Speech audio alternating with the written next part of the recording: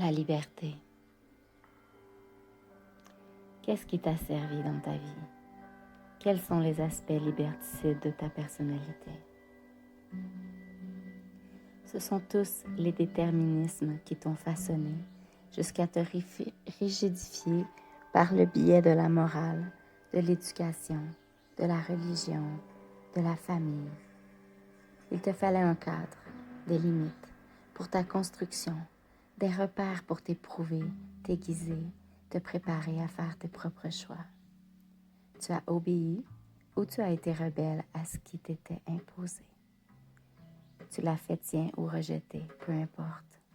Maintenant, tu dois œuvrer par toi-même, ne plus suivre les maîtres penseurs, les gourous qui savent.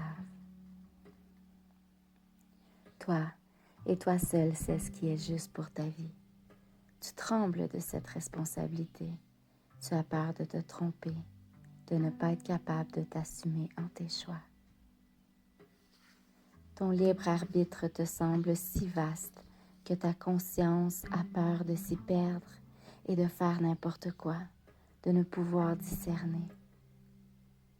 Fais confiance à ton ressenti, à ta sensibilité, à ce qui sait en toi, à ce qui sent en toi, à ce qui te met dans l'action juste et non pas dans des activités de fuite pour échapper à ton réel pouvoir. Accepte ta liberté. Elle est là pour te mettre à son service. Tu t'élèves au rang de serviteur. Tu participes au détachement. Tu t'engages sans concept de but, de réussite, de performance, de mission. Tu es libre de cela. Tu te situes au-delà de tout en étant partie prenante. Tu deviens véritablement libre et en interrelation, non plus enfermé et coupé du monde, des autres, de toi-même. Tu t'élèves tel l'aigle. Ta liberté est l'expression de tes choix, quand tu dis oui, non, peut-être.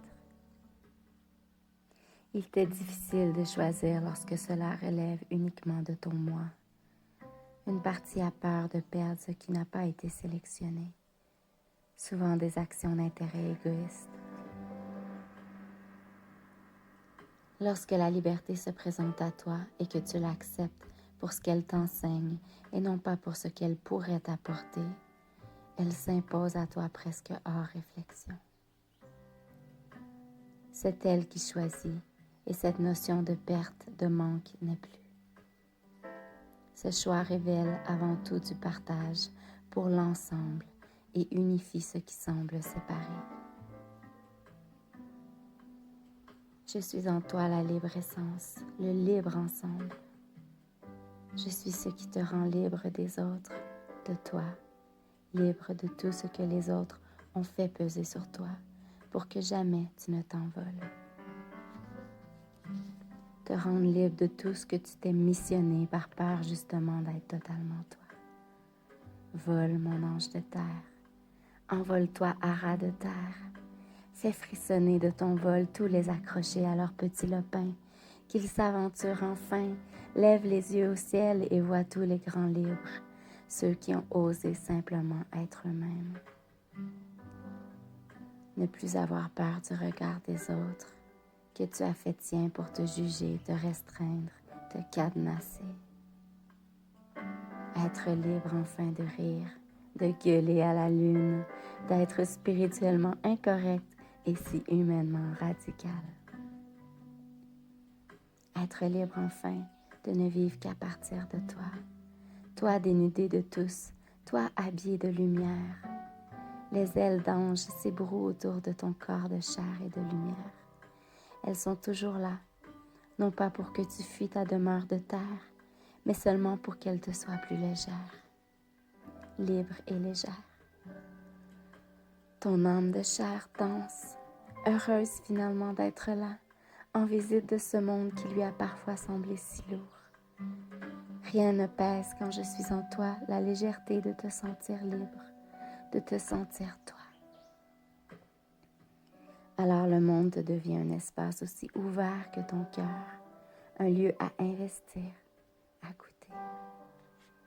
un havre où rayonner de ta blancheur, d'ailleurs. Va en cette terre toute tienne quand tu es toi. La liberté n'est pas ce que tu en feras, que rien ne t'enferme jamais, ébroue-toi, secoue-toi, demeure en ta libre essence, pour connaître la légèreté d'être libre ensemble.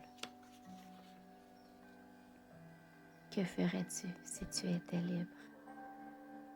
Tu te ferais croire que tu ne l'es pas.